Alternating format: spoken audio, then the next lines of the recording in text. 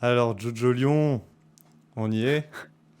Enfin, la Enfin, huitième partie, ouais, au bout de ce cycle de review de Jojo. On est passé par toutes les parties. Malheureusement, la partie 1 est perdue dans les limbes suite à un manque d'enregistrement du live. Mais voilà, là, on est là pour la huitième partie. Et puis, comme on vous l'avait déjà dit dans les émissions précédentes, hein, on attend de pied ferme de un l'adaptation animée de Stone Ocean qui arrive en décembre. Et puis, bien sûr, la partie 9 qui a été annoncée. Donc on essaiera de suivre ça ensemble. Alors pour rester sur la partie 8, hein, des ressentis un peu mitigés de notre part, pour une fois, un peu moins fanatiques cette fois-ci, je pense, vont être nos avis. Hein, il y a, on a ce ressenti un peu bizarre au départ, hein, Jérôme. ouais, d'ailleurs, si juste, juste les gens peuvent s'être rendu compte des petites bulles que tu as rajoutées sur les transitions Mario Show, parce que ça n'a pas de valeur, ce sens du détail. Mais ouais, alors les ressentis de départ. Donc moi j'avais enchaîné juste après la fin de Steve Ball Run et en effet alors c'est trop particulier parce que on est un petit peu perdu. Bah, après, c'est voilà, ce que je dis là, c'est exactement ce qui se passe pour le personnage principal qui est amnésique. Mais pour le coup, même si c'est bien retranscrit cette impression-là, bah, ça fait que ça reste un petit peu tout au long de l'œuvre et que là où un personnage amnésique qui est un peu perdu, bah, ça pose pas de problème normalement en narration. Là, nous-mêmes en tant que lecteurs, on le ressent. Et du coup, on met beaucoup de temps à se poser des questions concernant les objectifs des personnages et des vrais Hmm. antagonistes, ce genre de choses. Oui, oui, bah en fait, c'est ce que tu disais, c'est qu'il manque de choses marquantes, un peu plus marquantes d'un point de vue émotionnel en fait dans la partie. Alors ne nous méprenons pas, hein, en fait, ça reste toujours agréable à lire hein, et on va y revenir aussi, mais c'est vrai que c'est tous ces concepts nuancés en fait où chaque personnage, chaque notion, chaque concept est beaucoup plus nuancé et il y a beaucoup moins de choses vraiment tranchées pour dire voilà, là on prend parti, là on s'identifie, là on. C'est pour ça que ouais, moi personnellement, dans tout cette. Il y a quand même pas mal de personnages, hein, dans toute cette diaspora de personnages, j'ai eu du mal à comprendre les objectifs en fait de certains et à savoir vraiment de quel côté ils étaient vis-à-vis de l'intrigue. Et intrigue qui elle-même met du temps à s'installer et pareil, est beaucoup moins claire. C'est-à-dire on n'a pas l'objectif d'un coup d'aller dans un pays donné comme dans la partie 3 ou alors l'objectif d'aller vaincre des créatures en particulier ou un vampire comme dans la partie 1 et 2 ou même dans Steel Ball Run hein, qui était très c'était redevenu très frontal avec voilà la course et puis mais là ouais on a quand même ce truc là quoi. Ouais, donc c'est très réaliste en soi. C'est très réaliste et donc du coup tout est nuancé, ce qui fait que Araki est arrivé à un tel point de réalisme que euh, bah, en fait on peine à retrouver des codes de narration qui sont plus classiques et qui permettent de donner des balises un petit peu au lecteur. Hmm. Mais heureusement, il n'y a pas que du mauvais, hein. Déjà, rien qu'au niveau des personnages, parce que on a notamment bah, un bon casting féminin avec des rôles qui sont plus marqués. Ah oui il y a donc le Josuke Higashikata hein, qui est le huitième Jojo mais il est toujours accompagné enfin plus ou moins accompagné de près ou de loin puisque d'un point de vue géographique ils vont être séparés assez longtemps mais il va y avoir Yasuo, donc voilà, on peut dire un peu le deuxième personnage principal de la partie.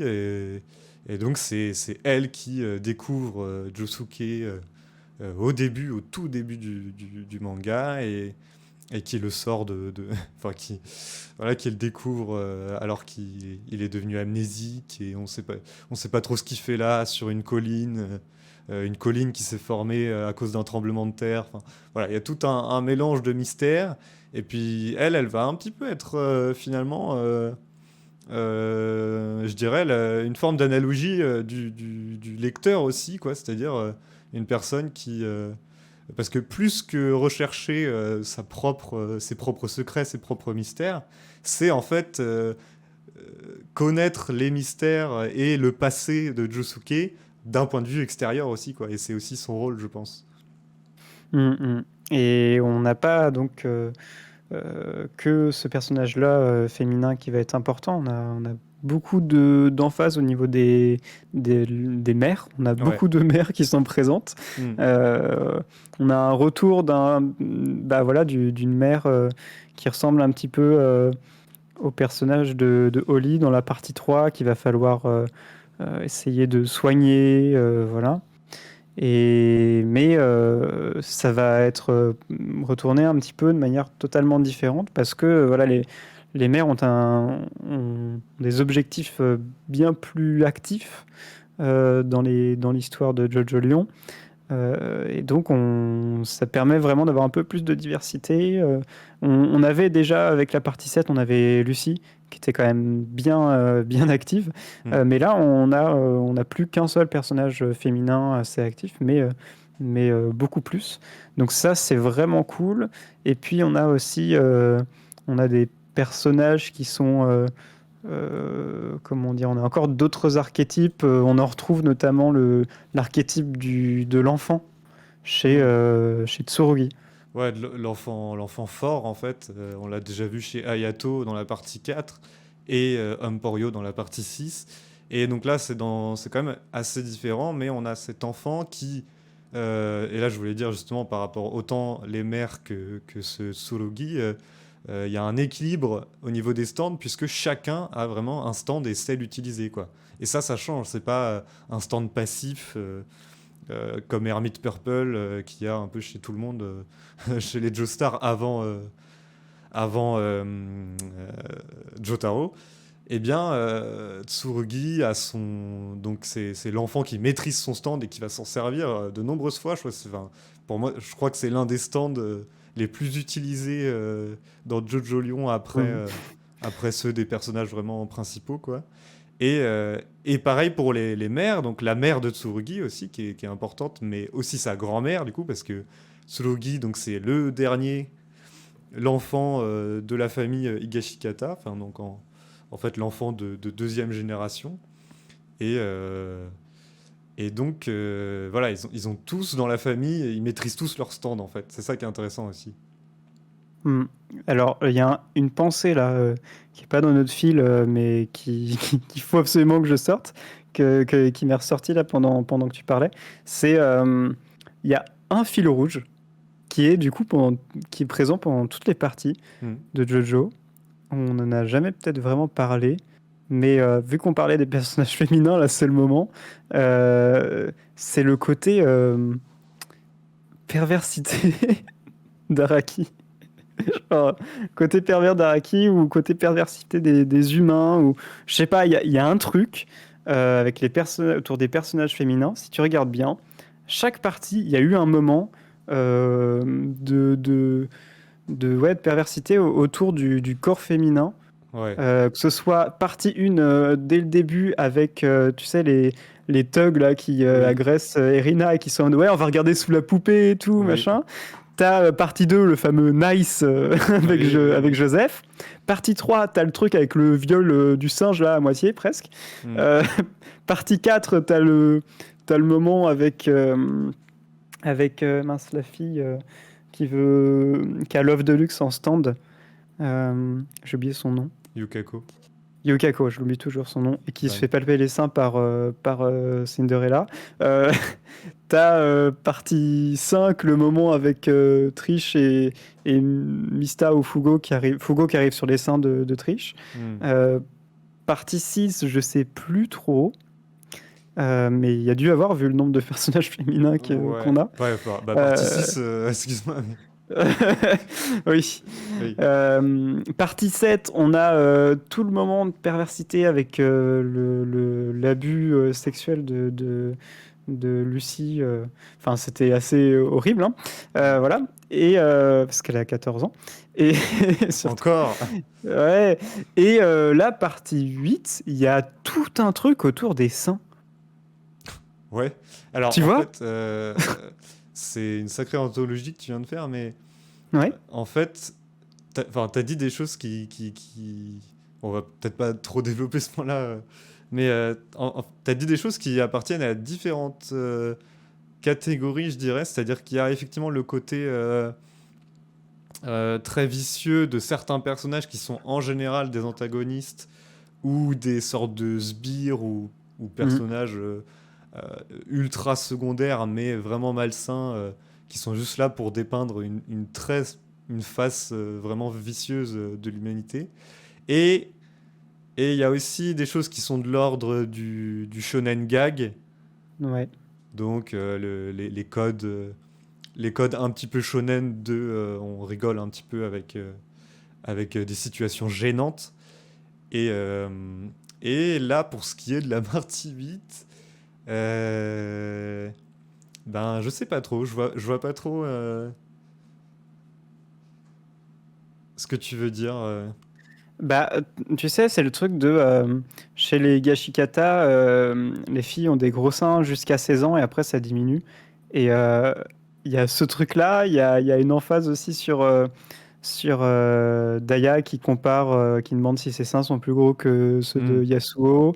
Il y a tout ce truc-là. Oui, c'est vrai. Et, et là, c'est pas vraiment de l'antagonisme, c'est Non, pas. Voilà. Et en plus, on est dans le full seinen, quoi.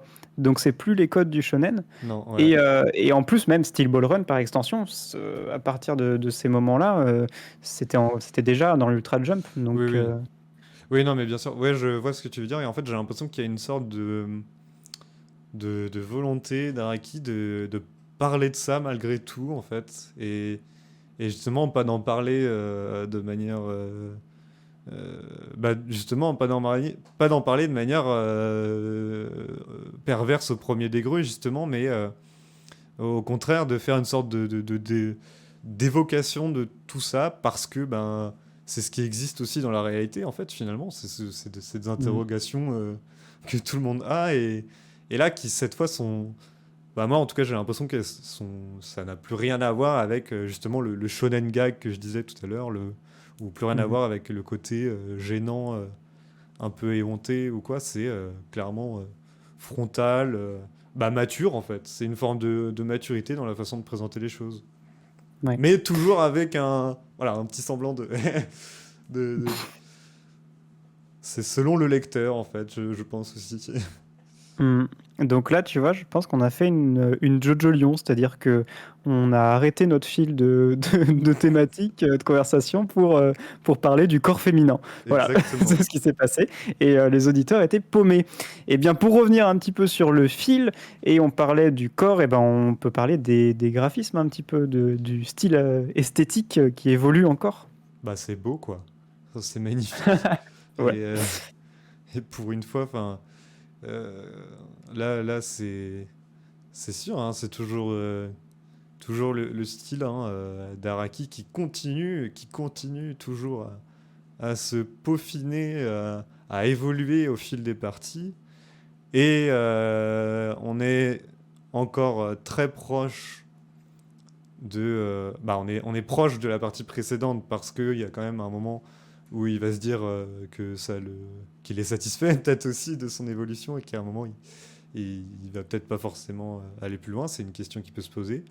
Mais par contre, moi ce que je retiens, c'est parfois un bon temps de travail, à mon avis, qu'il a dû passer sur certaines expressions faciales très poussées, très subtiles, en fait. C'est-à-dire, avec énormément de nuances, on s'éloigne énormément de l'expressivité codifiée des mangas, en fait. On va maintenant vraiment dans des peintures de visage de plus en plus détaillées et nuancées, encore une fois. Exactement. plus en plus beau. Alors moi, je suis pas forcément d'accord avec toi sur le fait que qu'il va arrêter, qu'il va être Ah, c'est une satisfait. question, hein, c'est... Son... moi, je pense que c'est un peu comme chaque artiste. Ils vont jamais Oui, s'arrêter là. Et surtout, Araki, toute sa vie, ça a été je vais plus loin, je fais autre chose. Et il va faire autre chose. Peut-être que la partie 9, ce sera un style bien ouais, différent. bah, ça On serait n'en sait rien. intéressant. Ouais. Et en effet, il y a un côté réaliste très. C'est toujours un peu mannequin, mais moins poussé dans les poses. Il y a un peu moins d'excentricité. C'est peut-être un peu plus moderne, je pense, dans le côté fashion. À mon avis, Hmm. c'est le ressenti que j'ai. Et puis, ouais, des traits plus fins, plus détaillés. Ça devient tellement fin que il parle de certaines choses qui sont infiniment petites à un moment plus tard Oui, vers la fin de Jojo Lion. Donc ça correspond bien à son style actuel. oui, bah, on se dit qu'en 10 ans d'écriture, si le dessin le passionnait pas, ce serait vraiment bête, quoi, Ouais. vu ce qui nous sort. Et bah, je pense qu'il est temps de parler un peu bah, voilà, de la narration, hein, des thématiques. Mhm. On est très axé sur le passé, toujours comme pour Steel Ball Run. Il y a beaucoup de choses qui reviennent. Euh, et notamment le fait que le personnage ait le même nom que le protagoniste de la partie 4, c'est quand Oui. même déjà un bon indicateur. Ouais, on l'avait déjà hein, dans Steel Ball Run, des correspondances de noms. Et ça continue puisque on est encore sur un jeu de généalogie familiale, là, surtout avec la famille Gashikata. Déjà, la famille Gashikata dans Jojo Lion, c'est une famille nombreuse. Euh, voilà, il y a un grand frère, un aîné, une aînée, un cadet, une cadette. Voilà, enfin, c'est plus le père, la mère, l'épouse de l'aîné et Tsurugi, donc le dernier qui est en fait l'aîné de la famille Geshikata. Et donc voilà, déjà ça fait une famille nombreuse au présent même.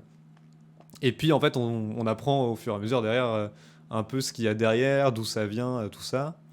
Et notamment pour ceux qui ont lu Steel Ball Run, à un moment, il y a évocation d'un certain Norisuke Higashikata, Ouais. qui est un japonais. Et voilà, donc là, on a une descendance de ce côté-là. Et puis, voilà, donc c'est tout le. En dehors de la famille, il y a encore d'autres noms de personnages connus qui vont être plus ou moins mélangés. Et voilà, c'est toujours aussi ça le côté perturbant. On se dit, ah, mais pourquoi il a donné ce nom-là à tel personnage alors que c'est un nom qui existait déjà avant? Et voilà, bon, c'est une sorte de Morio complètement rebooté en fait, complètement. Voilà, les cartes ont été rebattues et on a redistribué les noms un petit peu. Il y a un petit peu de ça. Mais en même temps, il y a toujours un sens derrière, je pense, chaque nom. Ils sont pas donnés au hasard, en fait, non plus. Et Mhm. puis, toi, ce qui t'intéressait particulièrement, c'était la place que les différents lieux et points d'intérêt de la ville de Morio avaient dans l'histoire, en fait. Ouais, alors je reviens juste sur le fait que en termes de nom de personnage, c'est vrai que c'est un vrai puzzle. Hmm. Et ça m'embête un peu par contre, parce que même si c'est cool quand tu as lu avant d'essayer de te dire ah c'est marrant, il a ça, ça, ça, ça, mais en fait tu te rattaches tout le temps parce qu'il y a tellement de personnages qui ont des noms mélangés avec des Oui, anciens que du coup tu te rattaches aux parties précédentes. oui, c'est T'as ça. pas Mais l'impression que c'est une partie en soi. c'est C'est ça qui est perturbant, du dommage. coup. Ouais. Mais par contre, il fait des choses qui sont bien meilleures que dans des parties précédentes, notamment au niveau, justement, tu as transitionné là-dessus, de Morio, la ville qu'on connaît, mais cette fois-ci, on la connaît bien plus en profondeur parce que à l'époque où on était sur du shonen sur la partie 4, Morio, il y avait une volonté quand même de faire exister la ville, mais il ne pouvait pas développer autant parce qu'il faut un espèce de rythme hein, au niveau du shonen. Et donc, c'était plutôt des points d'intérêt dans la ville Et plus des qu'autre points chose. d'intérêt basiques d'ailleurs, du style le commerce à glace, la gare, les choses un peu comme ça, le Ouais, port. voilà. Et par exemple on peut avoir un épisode sur le restaurant, mais au final, bon, après, on ne verra pas trop ce truc-là. Mais par exemple, c'est vrai que la gare, on la voit plusieurs fois, mais ça n'a rien à faire avec l'histoire, c'est juste qu'il passe ici et que des fois, il se passe des choses là. Euh, Là, dans la partie 8, pour Jojo Lion, c'est vraiment des endroits qui vont être clés pour l'histoire. Par exemple, il y a un complexe hospitalier, il y a la fameuse maison des Gashikata, avec tout le verger qu'ils ont autour, qui est très importante. Il y a, il y a aussi leur boutique de fruits. Et le fait que, ça c'est le père de famille qui en parlait, que tout autour de la boutique de fruits, il avait un peu aménagé les rues pour créer un espèce de flow, comme il disait, pour que les clients soient attirés par cette boutique.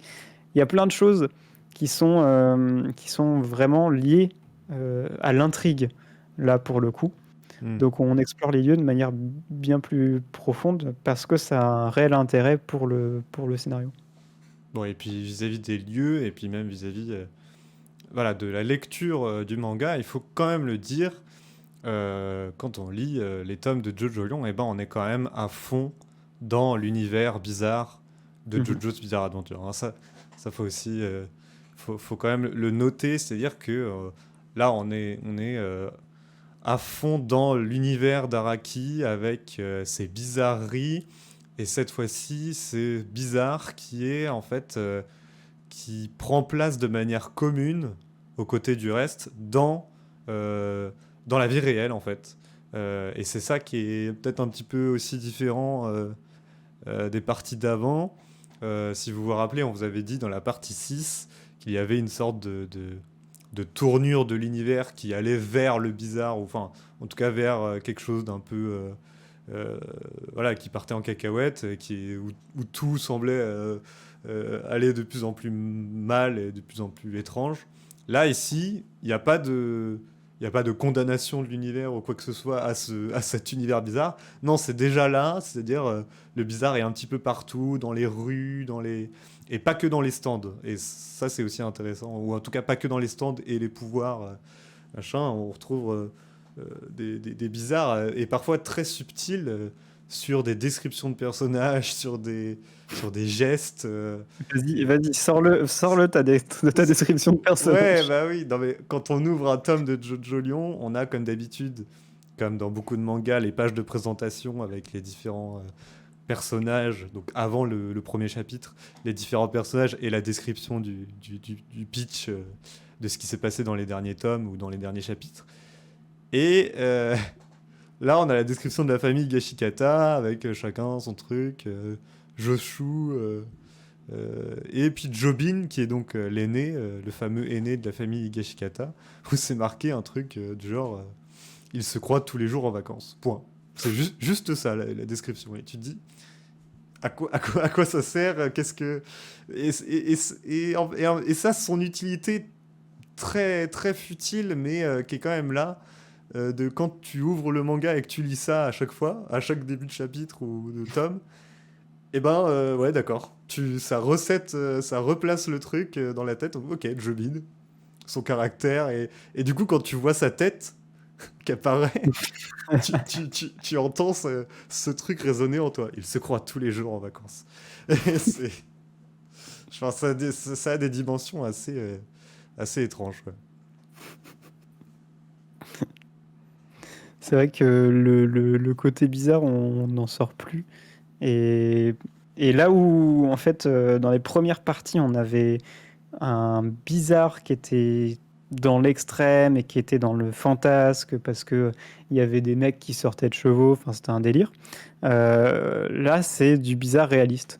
Hmm. Et donc, on, on a des choses qui nous prennent plus et je pense quand même que ce bizarre marche toujours autant, même s'il a évolué, parce qu'on se pose toujours plein de questions quand on lit Jojo Liu.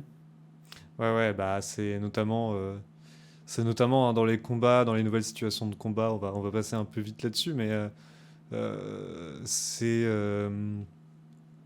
des endroits où normalement ce serait des choses de la vie réelle, on peut imaginer des parties d'échecs, des choses comme ça.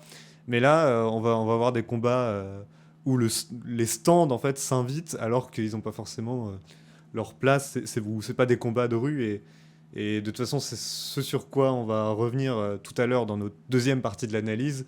C'est ces stands qui ont de plus en plus des capacités très différentes et très diverses.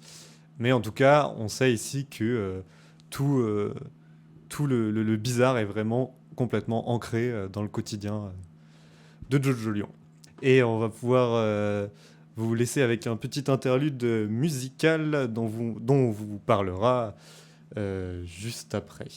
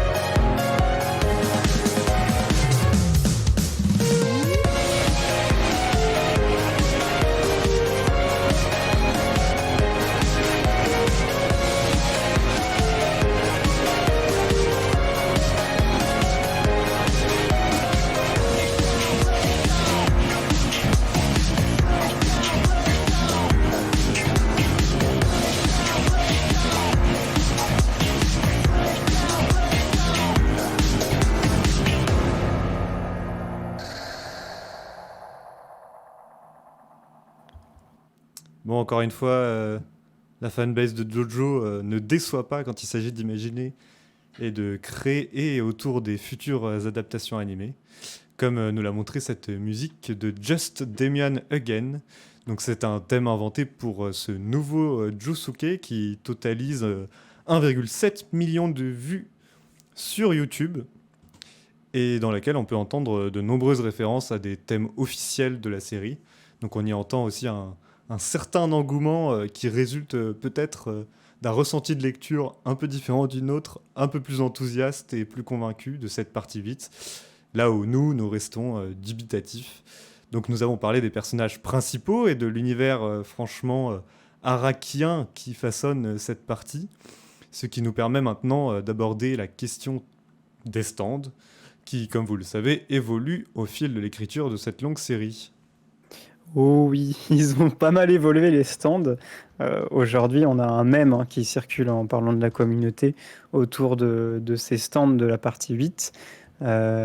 C'est autour des conditions d'activation des stands qui sont de l'ordre vraiment d'une partie d'échecs, puisque on a des stands qui aujourd'hui ne s'activent que s'il pleut, mais à moitié avec un croissant de lune à 2 degrés de machin. En tout cas, on a des stands qui sont extrêmement complexes et c'est plus vraiment de l'affrontement de stands. En majorité, ça va être des setups de stands de la part des antagonistes et les protagonistes vont devoir se sortir de ces stands qui paraissent du coup invincibles puisqu'ils ont des setups si complexes. Ouais, bah c'est ça. Enfin, déjà, il faut rentrer dans le. Au départ, on a le mystère et la menace, donc il faut rentrer dans le fonctionnement de chaque stand et de capter comment est-ce qu'il fonctionne, hein. Bon, ça, c'est toujours ça, hein, c'est toujours identifier la menace. Mais là, il y a des choses tellement de moins en moins directes et de plus en plus farfelues qu'on a. Voilà, il y a déjà un problème à essayer de comprendre la capacité de tel ou tel stand. Et puis, euh, et puis après, voilà, faut, effectivement, là, faut comprendre comment il fonctionne. Et en général, voilà, les personnages vont au bout d'un moment, essayer de se sortir voilà, de cette condition d'activation, cette condition de menace qui les met en danger. Mais par contre, c'est le fait d'en sortir qui d'un coup devient très compliqué et qui des fois s'étale vraiment beaucoup plus souvent que d'habitude, enfin, que les parties précédentes, qui s'étale sur plusieurs chapitres, parfois vraiment sur de nombreuses pages où ils vont essayer encore et encore de sortir en fait des zones ou des conditions d'activation. Et ensuite, on a aussi une évolution qu'on avait vue d'abord sur la partie 7. C'est le côté des stands qui ne sont plus vraiment mis en avant sur l'affrontement, mais les stands users qui sont mis en avant, puisque on avait déjà dans la partie 7 un personnage qui avait tellement de chance qu'il avait sorti un stand de soi. Et c'était la manifestation de sa capacité. Et on a beaucoup de choses comme ça maintenant dans la partie 8. Et donc, on a un vrai mélange entre le stand et le stand user. Et il donne des capacités à la personne. Et donc, là, c'est vraiment les personnages qui sont au front. Et je trouve ça plus intéressant. C'est deux façons de voir. Mais je trouve ça plus intéressant parce que bah là, le personnage est sur le devant de la scène et on va avoir plus d'affect pour ce qui se passe du coup. Ouais, on a beaucoup plus une peinture finalement des ennemis que de leur stand où des fois les manieurs de stand Mhm. étaient vraiment juste la clé à abattre qu'on découvrait à la toute fin du combat. Et justement, c'est ce qui nous permet de parler de ces nouvelles créatures hein, inventées pour la partie 8, les hommes rochers, puisque c'est eux qui constituent la quasi-totalité des ennemis, des antagonistes en tout cas à Josuke et Yasuo de cette partie. Et justement, c'est parce que c'est une nouvelle forme d'humain alternatif avec des capacités propres que on peut s'intéresser à eux vraiment, à leur personnage et pas seulement à leur stand. D'ailleurs, on n'a pas vraiment d'homme rocher gentil. Donc, Il y en a qui sont un peu neutres. Jojo Lion raciste. Il y en a qui sont un peu Cancel Jojo neutres Lion. qui. Ah là là, ça lance des polémiques pour rien. Non, ok, il y en a qui sont neutres, d'accord, j'ai entendu. Mais voilà, hein, moi je dis ça, je dis rien, je vais aller sur Twitter, c'est tout. Non, en vrai, les hommes rochers, c'est vrai que ça fait beaucoup écho à la partie 2 euh, et ses antagonistes.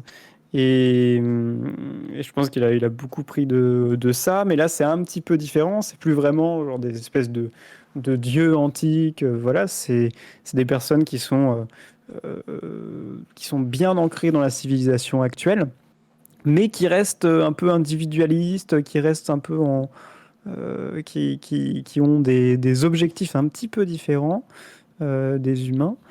Et donc, ils ont aussi il y a ce truc de 95% des hommes rochers ont un stand. Donc Hmm. là, on nous dit directement, ok, ça va pas déconner avec eux. Bah, on est encore dans le surhumain un petit peu. Ouais. On est encore dans le surhumain et puis comment dire, ils ont déjà des capacités naturelles, donc liées justement à la composition de leur corps. On a cette comparaison entre le carbone qui est présent dans le corps des humains et donc la silice, en fait, le silicium dans le corps des hommes rochers et qui ont des capacités voilà, de se transformer un petit peu, enfin, d'avoir la peau qui devient rocailleuse et tout ça, et de dormir longtemps sous forme de pierre et dissimuler dans ton Mhm. jardin jusqu'à temps qu'il se réveille. Enfin, il y a des choses un peu comme ça et ça crée une nouvelle forme de folklorisme, de mythe ou de légende, peut-être aussi qu'on peut toujours rapprocher aux démons japonais, aux yokai ou les trucs comme ça, des monstres un peu qui sont là et sur lesquels plane une forme de mystère et de mystique. Et du coup, ça fait que d'un point de vue narratif, d'un point de vue écriture, bah, c'est une base d'imagination un peu infinie pour Araki parce que autant sur les concepts de chaque personnage, enfin, sur voilà, leurs capacités, leurs affinités, machin, et ben, autant que sur ces concepts que sur les graphismes, il va s'amuser et enfin, voilà, il va vraiment créer une multitude de choses tout aussi hideuses ou charismatiques parfois, hein, les unes que les autres. C'est vrai. D'ailleurs, ces antagonistes, ils nous posent pas mal de questions au niveau de leurs objectifs. C'est pour ça qu'on est un peu dubitatif aussi.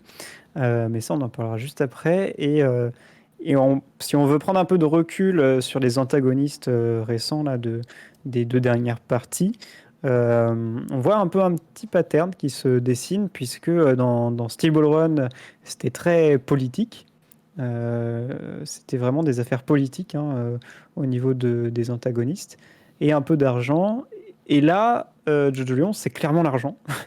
C'est des lobbies un peu, Mm. des lobbies pharmaceutiques. Euh, et donc, voilà, c'est l'argent, tout tourne autour de l'argent. 100 millions d'argent. Ouais, 100 millions d'argent, beaucoup, beaucoup d'argent. Et donc, voilà, on a l'impression qu'il y a un message un peu plus mature parce que bah, il est passé à l'Ultra Jump au Seinen. C'est plus les mêmes tranches d'âge de lectorat.